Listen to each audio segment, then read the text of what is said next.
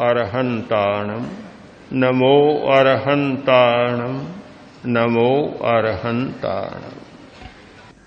कोई इंजन खराब हो गया मोटर का, अब रास्ते में कोई ठीक करने का साधन नहीं था, इधर उधर देखा तो आगे चौराहे पर एक आदमी बैठा था, एक कोई मिस्त्री बैठा था, कारीगर बैठा था।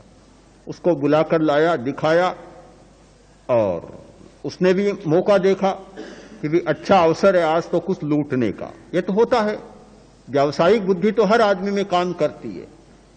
देख लिया कि ठीक कर दूंगा, क्या लोगे? कि 100 रुपये।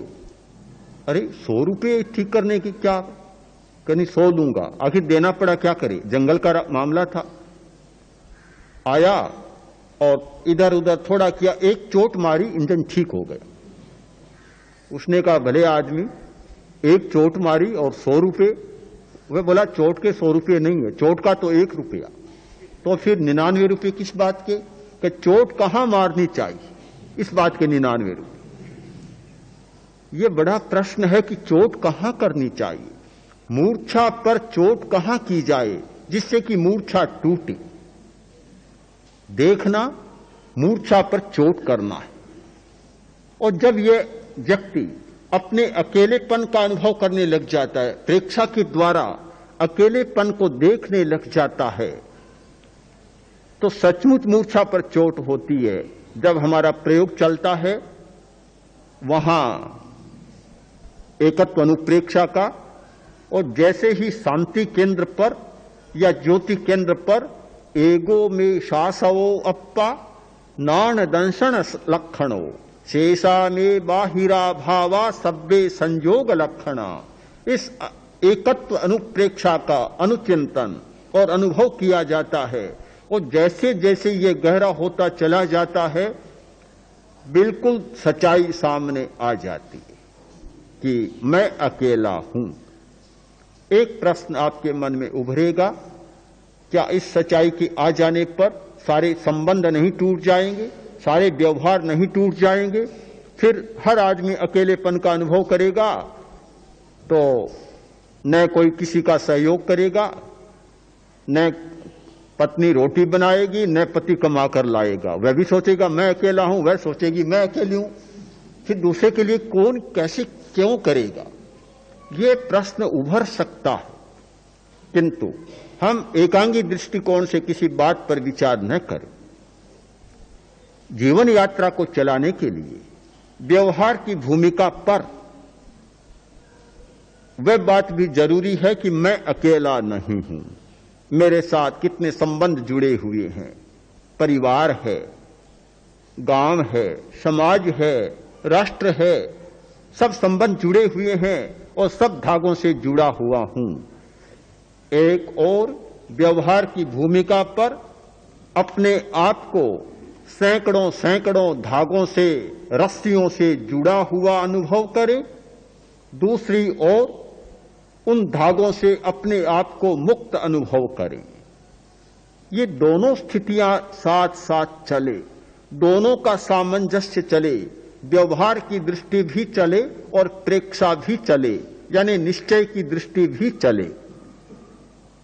आर्द्र कुमार को, जो मुनि था और पर्सिया से, ईरान से साधु बनकर आ रहा था, मूर्छा घनी हो गई, किसी घर में रह गया, लड़के भी हो गए। अब जब फिर मुनि बनने की बात सोचने लगा तो लड़कों ने कहा आप कैसे जा सकेंगे, हम आपको बांध देंगे।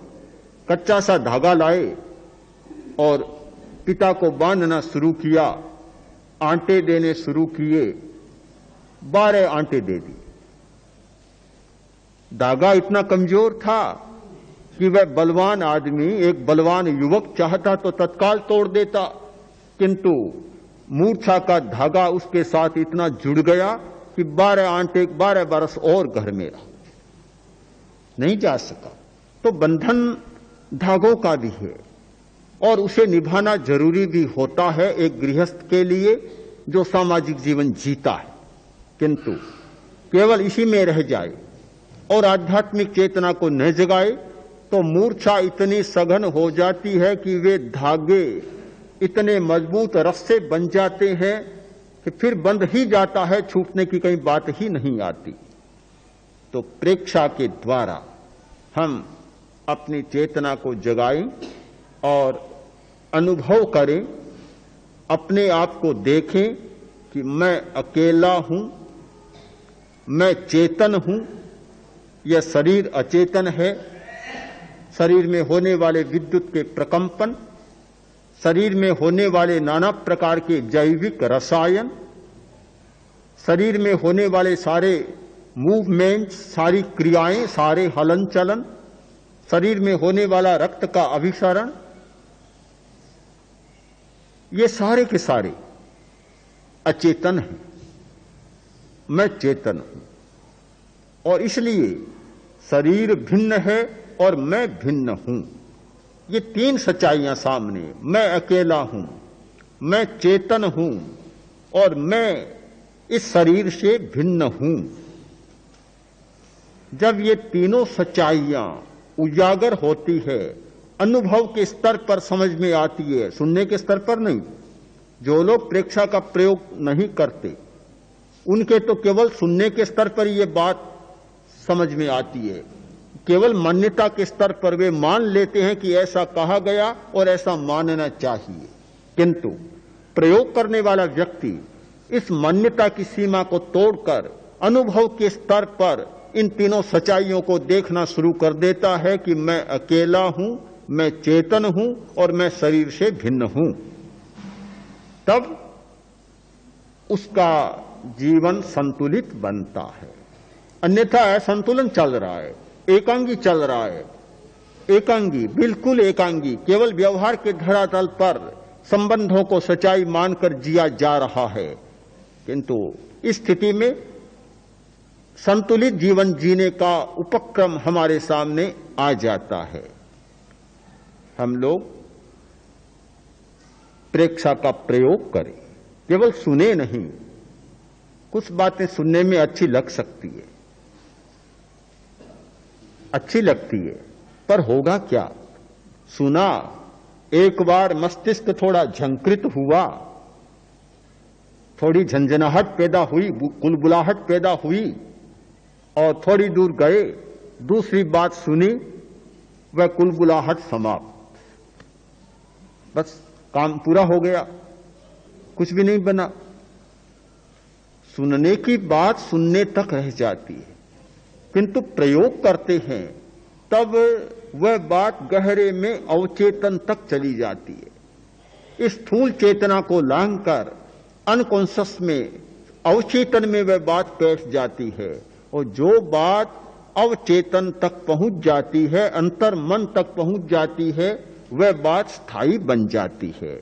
इसलिए आध्यात्मिक चेतना को जगाना जरूरी और आध्यात्मिक चेतना को जगाने के लिए प्रेक्षा का प्रयोग जरूरी। आप लोग प्रयोग में विश्वास करें, अभ्यास में विश्वास करें, बार बार दोहराएं, केवल एक बार करने में संतोष न माने, एक बात को 1000 बार दोहराएं।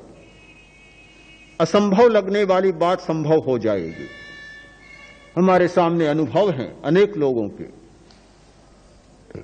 जो लोग शिविर में आए, जिन्होंने प्रयोग किया, 10 दिन के बाद जाते समय उन्होंने कहा, और बड़े प्रबुद्ध लोग थे, पढ़े लिखे लोग, वकील, सीए, इंजीनियर, डॉक्टर, वैज्ञानिक, उन्होंने कहा हमने कल्पना नहीं की कि ऐसी चित्त की स्थिति बन सकती, ऐसा अनुभव हमें हो सकता है, हमने कभी सोचा नहीं था। यहां ध्यान करें दर्शन केंद्र पर और एकदम साक्षात सूरज यहां उग जाता है। ध्यान करें ज्योति केंद्र पर और चांद उग जाता है, साक्षात दिखने लग जाता है और देखने ही नहीं लग जाता है, सिर गर्मा जाता है, एकदम गर्म हो जाता है, परिणाम भी सामने आ जाता है। यहां ध्यान करते हैं, ठंडक आ जाती है। हमने कल्पना नहीं की थी कि ऐसा हो सकता है, किंतु हो गया। अब क्या करें, मानना ही पड़ेगा। अनुभव के स्तर पर जो बात सामने आती है वह बात स्थायी बन जाती है और अपने लिए एक शाश्वत उपयोगी बन जाती है। इसलिए इस अभ्यास के संदर्भ में आपका यह चिंतन चले कि जो अभ्यास किया है उस अभ्यास को अभ्यास के रूप में चलाना है, निरंतर चलता रहे, ये ज्योति निरंतर जलती रहे, प्रकाश अपने आप आपको उपलब्ध हो।